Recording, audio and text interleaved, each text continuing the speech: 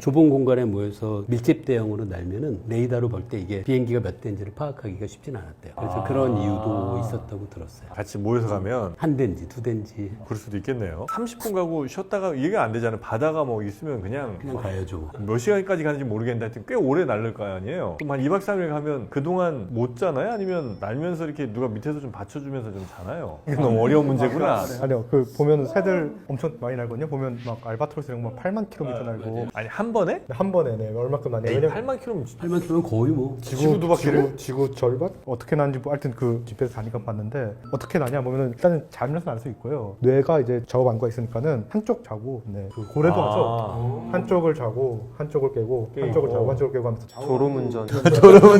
네. 그리고 정말 졸음대로 조금 자면서 또 날기도 한답니다. 하긴 뭐 거기서 뭐 누구 부딪힐 일은 거의 없다고 봐야 되니까. 의외로 또 그냥 바다에 있는 암초 같은 데서 쉬는 경우도 너무 많다고 하고 알바트로스 같이 계속 그런 정말 장거리 이동하는 새들 글라이딩을 하다 보니까는 그냥 움직임이 거의 없잖아요. 그 상태로 쭉 있으면서 그냥 잔다고. 그럼 이제 기름 뭐 이런 거 이제 잘 타갖고 하니까. 많이 소모되지 소모되지 않더라도 않더라도 바람 타면서 자는 아주 신기하다. 편안한 비행을 한다고 하잖아요. 그럴 일은 거의 없겠지만 새들끼리 부딪히면 진짜 화나긴 해요. 서로 이제 졸면서 막 이렇게 가고 있는. 약간 정확한 비유는 아닐 수 있는데 실제로 인간들이 타는 비행기도 이착륙 제외하고 약간 활공할 때는 오토 모드로 간다고 이야기 많이 하잖아요. 좀 그런 느낌이 좀 드네요. 그래서 이제 그 친구들이 사실 눈으로 봐서는 뭐 저기가 내 목적지인지 왼쪽인지 잘 모르지만 지구의 자기력 이런 걸 이제 센싱을 해갖고 가는 거죠? 그냥 나침판 있죠. 네. 브리 밑에 나침판 있어요. 요 눈 밑에. 네, 여기 네. 여기서 그 느껴지는 미세한 움직임으로 지구 자기장 파악. 내가 지금 어디를 가야 된다. 무슨 느낌일지 궁금하다. 그러니까 우리에게 넘는 감각이라. 자기장 북극이 변하고 그러면 걔들도 적응해야겠네요. 그죠? 근데 걔네가 또 눈으로는 태양 것도 인지하기 때문에 같이 해서 재밌는 연구 하나가 해서 바다거북이도 그 자기장 보거든요. 그래서 항상 돌아오는 카리브에 그 섬이 있어요. 근데 걔가 섬에만 돌아온 방향으로만 돼 있거든요. 그래서 얘가 진화했을 때는 캐단 루트 섬이었는데 지형이 바뀌면서 이제 굳이 거기까지 안 가도 되거든요. 계속 돌아오는 섬에만 돌아오는 그런 생태를 갖고 있는 이상한 애들도 있고요. 그래서 이제 이거 얘네가 왜 그런 굳이 거기까지 돌아가지 싶지만 옛날엔 거기가 갔던 데니까 그냥 갔던 계속. 데다. 네. 전통을 중시하는. 자기장 이런 거는 사실 대략적인 위치 파악은 될 텐데 정확한 위치 파악은 어쨌든 눈으로 봐야 될 거 아니에요? 그렇겠죠. 새들이 지형지물 파악한다고. 시력이 꽤 좋지 않나요? 몇 날 며칠을 계속 그렇게 나눈 거죠, 그 친구들은? 그렇죠. 또 재밌는 게 곤충들도 철새처럼 이렇게 나는이단 말이에요. 가장 유명한 게 뭐 미국의 모나크 나비 이런 얘기 하지만 걔는 쉬면서 나는데 그 바다 건넌 나비 그 곤충들이 있어요. 바다를 건너요? 네, 예를 들면 우리나라에 있는 그 된장잠자리도 동남아에 날라오긴 하지만 된장 잠자리요? 네, 된장잠자리 동남아에서 날아요? 구수하지만은 가장 멀리 난 애들이 아프리카랑 인도 왔다 갔다 한 애들이에요. 혹시 저도 된장 잠자리를 본 적이 있을까요? 네, 우리가 가을 하늘 코스모스 가득한 걔네들. 그게 다 아, 된장 그게 잠자리예요? 네네네네. 왜 이름이 된장이에요? 구수하게. 그 이름이 된장잠자리예요. 근데 걔네들이 우리나라 겨울을 못 버티고 다 죽어요. 근데 이름은 참 구수하죠. 근데 그냥 고추잠자리라 부르죠, 모두가 그냥. 맞아요. 고추잠자리. 코스모스 하늘의 고추잠. 네. 코스모스의 맑은. 아, 걔네가 우리나라 자생종이 아니었어요? 생종이 아니에요. 고추 잠자리가 원래 이름이 된장 잠자리예요? 아, 리얼 고추 잠자리가 있어요. 완전 새빨갛고 날개 끝도 좀 거기도 좀 빨갛고 다리도 빨간 애가 있는데 보통 우리가 고추 잠자리를 부르는 애들은 고추 잠자리고 된장 잠자리가 있습니다. 걔네들이 이제 전 세계에 많고요. 아프리카, 인도 왔다 갔다 하는 애들도 있고 또 메뚜기들 보면은 바다 건너는 애들도 있거든요. 특히 가장 이제 기록적인 게 아프리카에서 영국 날아간 애들도 있고 그 아프리카에서 미국까지 날아간 애들도 있단 말이에요. 대서양을 건너가지고 메뚜기가. 그래서 얘네가 얼마큼 잘 나냐 이런 걸 이제 그 능력을 보려면 많이 한 실험이 있어요. 곤충을 그냥 줄에 걷어놓고 그냥 계속 날 때까지 하는 거예요. 그 실험 되게 많이 합니다. 얘네들의 그 비행 능력을 얼마큼 나냐 그러면 한 10시간은 날아요.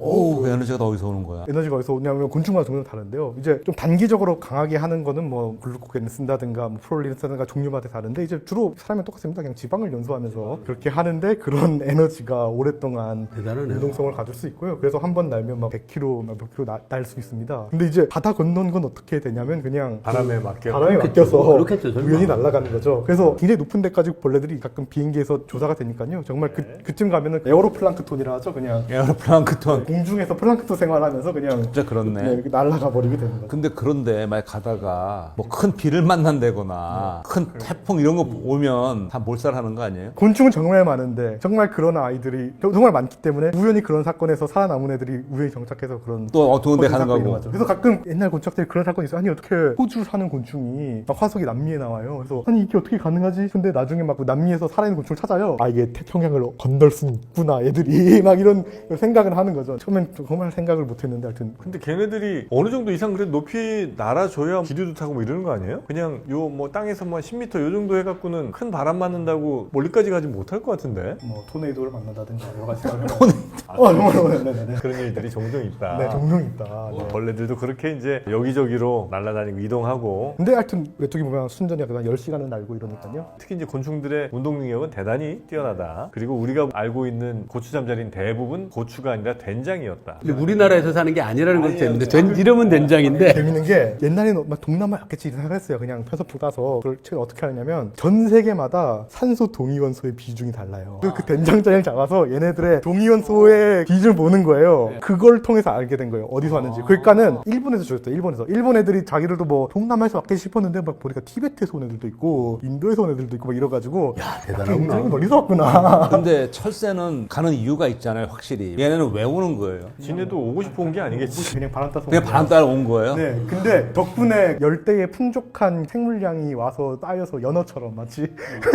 거기에서 그냥 공급을 해주죠. 마치 하와이도 보면은 하와이 섬에서 거기 계속 그냥 생물량이 송출되거든요. 근데 얘네가 어떻게 이렇게 생태 잘 유지되지 보면은 그 중국 황사가 계속 그 남태평양 섬에 유입돼가지고 이렇게 어느 정도 미네랄이 쌓여요. 중국 황사? 네, 그런 것처럼. 남태평양까지 가요? 네, 태평양까지. 그래가지고 잠자리도 우리 온대림의 그런 훌륭한 중국은 진짜 별걸 다 수출하네.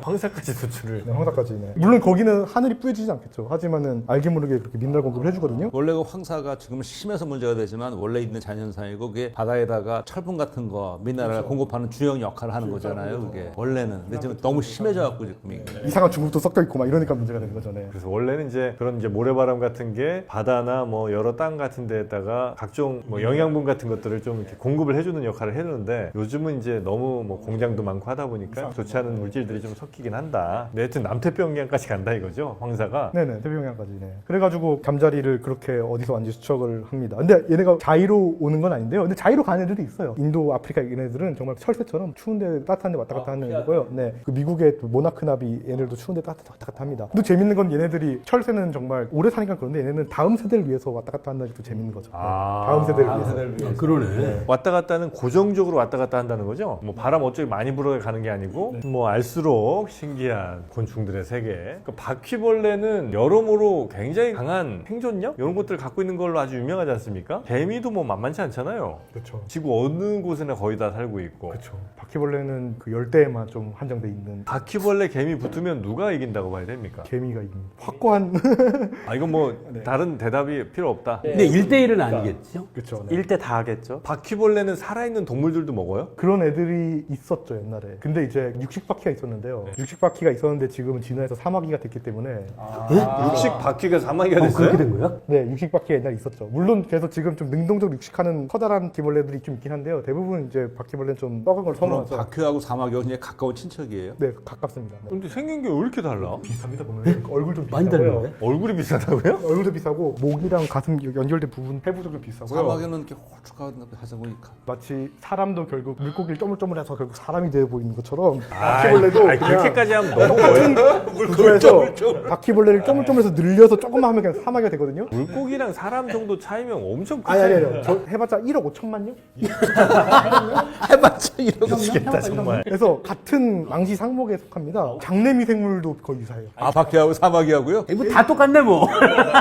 아니 바퀴랑 그럼 사마귀가의 거리가 바퀴벌레랑 쇠똥구리랑 거리보다는 가까워요? 둘이 그냥 제일 가까운 곤충이에요. 바퀴랑 사마귀가? 네네네. 바퀴랑 닮은 애들은 되게 많잖아요. 네네. 사슴벌레도 사실은 어떻게 보면 바퀴랑 비슷하잖아. 사슴벌레는 번데기가 있잖아요. 그 친구랑은 완전히 다르구나. 최고의 바퀴벌레가 3억 4천만 년 전 석탄기 때 있었습니다. 그때는 삼엽충은 5억 6천만 년쯤 절지동물 초래하고 삼엽충이 절지동물 중 가장 원시적인였죠. 걔네도 뭐 겹눈이 또 있었고 뭐 방해석 같은 구조였고 심지어 걔네는 엄청 딱딱했어요. 오늘날 절지동물이랑 다른 완전 특이한 애들이었는데 걔네는 없어졌죠. 그리고 이제 곤충 중에서 바퀴벌레가 나왔는데 처음에는 걔네들 좀 오늘날 밖에 달랐거든요. 바퀴벌레는 막 사람들 싫어하는 거 막 알집 이런 거 되게 징그러하잖아요. 딱 근데 알집만 나오면 막 이러는데 알집도 없었고요. 다른 곤충 산란관이 있어가지고 이걸로 식물에 알 낳고 막 이런 식으로 있었습니다. 근데 이제 바퀴벌레 조상. 바퀴벌레 조사. 네. 근데 이 중에서 이제 육식하던 바퀴벌레들이 공룡시대 때 백악기, 쥐라기 이럴 때 사마귀로 지냈거든요. 근데 이게 가장 거의 마지막으로 분화한 곤충물이에요, 거의. 그래서 바퀴벌레로부터 그냥 사마귀가 나왔고요. 거기서 이제 사회 생활하던 곤충이 이제 흰개미가 됐거든요. 바퀴벌레부터 뻗어나온 곤충이 이제 사마귀랑 흰개미. 나머지는 다 그래요? 다른 곤충들이 다 있습니다. 아 그러면 메뚜기랑 사마귀와의 거리보다 바퀴랑 사마귀가 가까워요? 메뚜기는 별개 곤충이고 바퀴벌레가 정말 바퀴벌레에서 다 태어났어요. 거기 확실한 하나의 자기네 망시상목이라는 하나 있고. 족복을 확실히 갖고 있는 확실히 거네. 있습니다. 아 그래요? 네네네. 메뚜기는 별개고. 메뚜기는 별개고요. 근데 사마귀는 되게 육식 느낌이잖아요. 네네네.